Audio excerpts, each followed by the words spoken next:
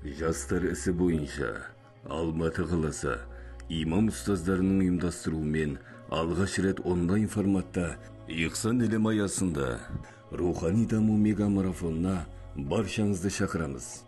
Бұл 7 күндік марафонда иманыңыз әлсіреді ме? Иманды қуаттаудың жолын білесіз бе? Иманды қалай қалыпты ұстаймыз? Сізге тұрақты құлшылық жасауға не кедергі? Тұрақты құлшылыққа қол жеткізгіңіз келе ме? Сіз дұрыс ниет етіп жүрсіз бе? Ниет ету өмірімізде қандай маңызды екенін білесіз бе?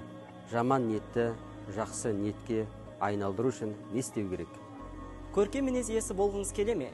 Жаман мінездерді жақсы мінездерге қалай ауыстырамыз? Және де көркем мінез иесі болу үшін не істеуіміз қажет?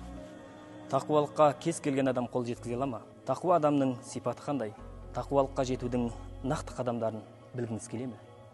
Жүрегіңіз тыныштық таппай жүр ме? Жүрегімізге дақ түскенін қалай білеміз?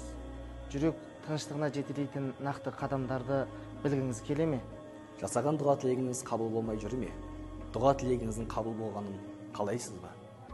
Жасаған дұға тілектердің қабыл болу шарттарын білгіңіз келеді ме?